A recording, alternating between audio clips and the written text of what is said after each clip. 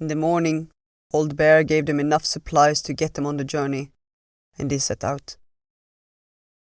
As they walked, Tina thought about what Old Bear had told her, and she knew how to do something and help the others.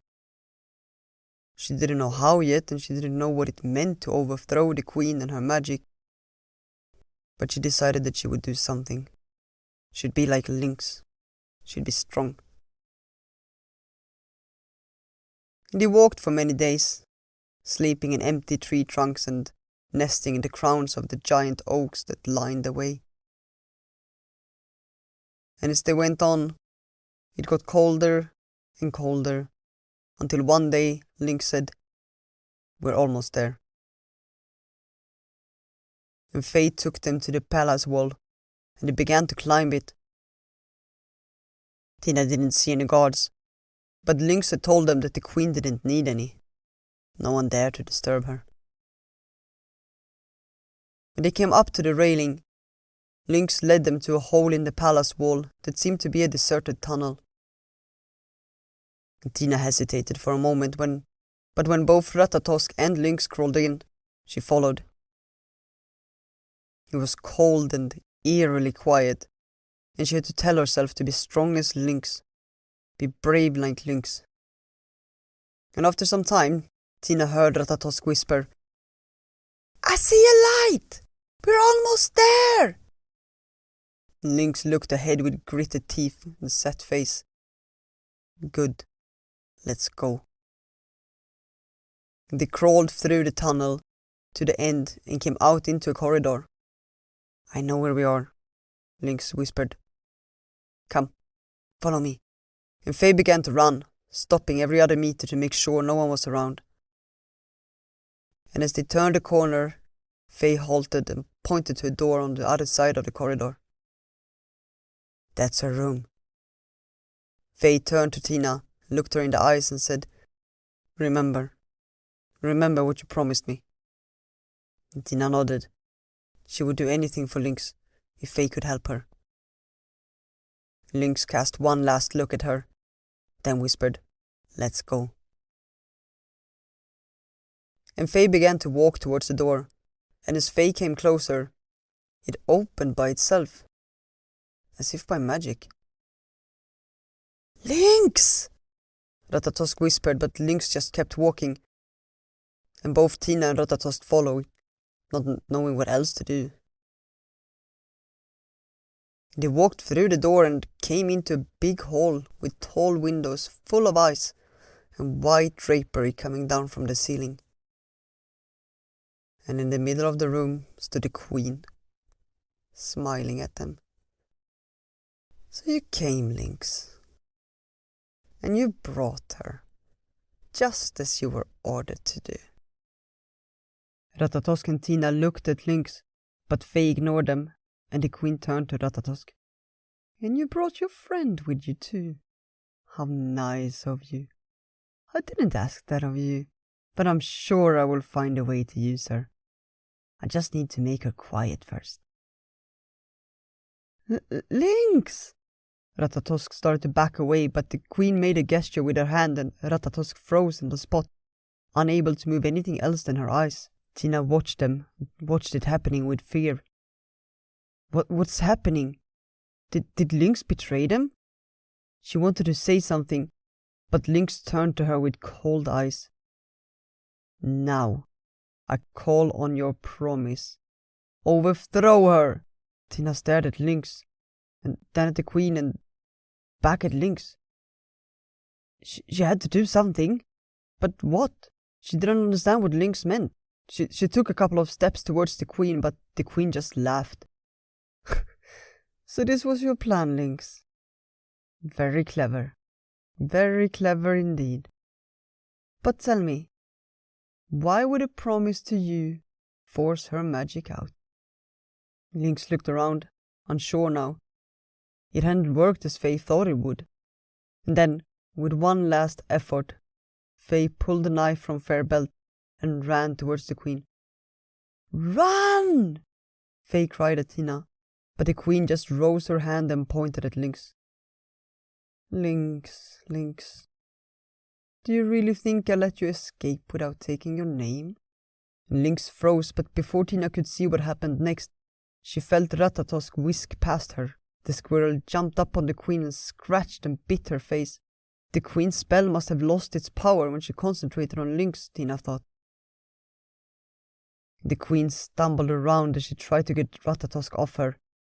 How dare you, the dirty little squirrel! Run! Ratatosk squealed at Tina. And Ratatosk's voice brought Tina back and she looked around. Lynx?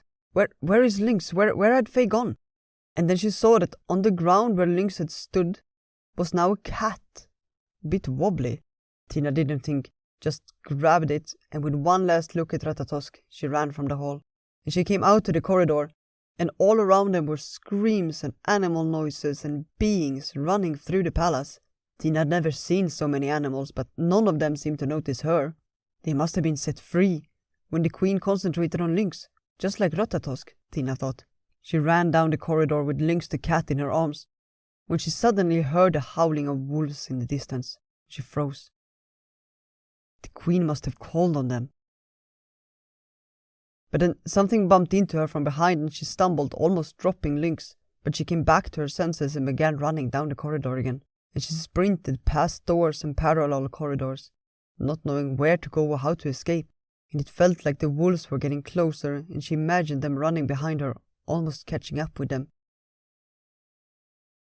And she turned a corner and stopped dead in her tracks. There, some distance away, was an old dog, making his way towards them. And Tina hesitated.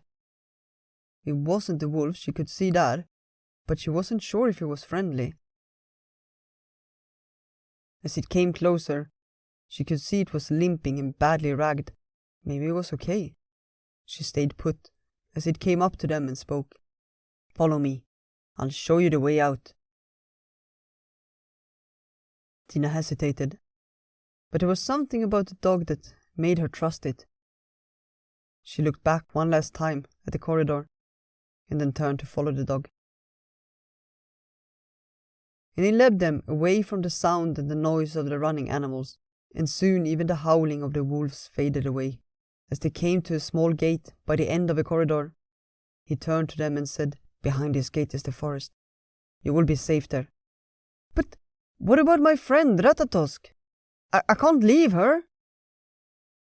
But the dog just shook his head. You can't save her now. And Lynx, what happened to Fair? The dog looked at the shaken and wobbly Lynx in Tina's arms. The queen took Fair name. Fair name? What do you mean? Please, you need to help me. But the dog just looked at her with sad eyes. I cannot help you anymore. She'll be punishing me for this already. You need to go. You need to find Fair name. But how? Tina didn't know what to do. Lynx was a cat in her arms and Ratatosk was lost with the queen. But the dog looked at her and she realized there was something strange with him, because his eyes were the ones of a wolf. But before she could ask, he pushed the gate open and said, Now go, bring the sun back. And Tina sprinted out, leaving the palace, Ratatosk and the queen behind her. And she ran through the forest with Lynx the cat in her arms, not knowing where to go but wanting to get as far away from the palace as she could. And only when she was too out of breath to keep running did she stop and try to calm down. Lynx? What shall we do? She asked. But Faye didn't answer, just looked like a normal cat. Maybe she's in shock, Tina thought. I'll have to worry about that later. What would Lynx do now? Tina thought. Lynx would have looked for a safe place in the trees. And Faye had told them about the many tree houses in the forest. They came from the time of the rebellion, when people needed somewhere safe to hide. So with Lynx the cat still in her arms, Tina set out looking for one. There were many of them, she soon discovered, but most of them were too broken to be livable. But in the end she found one that at least had 4 walls still, and the roof. She climbed up, making sure Lynx the cat was safe in her arms as she ascended. Once up, she put Lynx the cat down and then sat down on the floor. Faye had said nothing the whole way, and Tina wondered if maybe this cat spell also meant that Faye couldn't talk. Or maybe Faye had transformed into a cat and didn't even remember Faye was Lynx. The cat known as Lynx responded to her thoughts by hissing at Tina, running to the door, scratching to get out. And Tina began to cry. What was she doing here? Alone in the forest with a cat that didn't remember Faye was Lynx and Ratatosk was left in the palace. How would she sort this? I'm sorry, Lynx, I failed you. I didn't know what to do. I know I promised to help you, but I didn't know how to overthrow her. I'm sorry. Lynx the cat stopped scratching on the door, but kept sitting with Fair back towards Tina, waiting to get out. Have you really forgotten who you are? Do you understand what I'm saying? But Lynx just ignored Tina, or Faye really had forgotten who Faye was, and now was just a cat waiting to get out, because Faye didn't respond. Please, come back to me, it's cold, and I'm lonely, Tina tried. And she went over and picked Fair up, and this time Lynx didn't hiss, but just let it be. And Tina went to sit down again, put Lynx the cat on their lap, and said, I will find a way, and I will find your name, I promise. I will not fail you this time. I just don't know how yet. Lynx just licked Fair paws in response, like a normal cat. You really don't understand me, do you? And Lynx the cat didn't respond, just kept licking Fair paws. I will take care of you, Tina said. And I will find a way. I will save you and I will save Ratatosk and the Wolf King and everyone. I just need to find out how. And so she sat there in the treehouse shelter, cuddling Lynx and speaking out loud.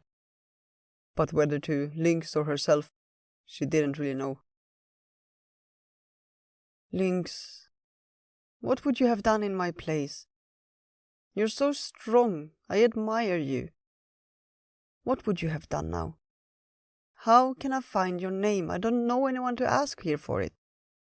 But just as she said it, she realized she did know someone. She knew Old Bear. Could she find him? She had to try.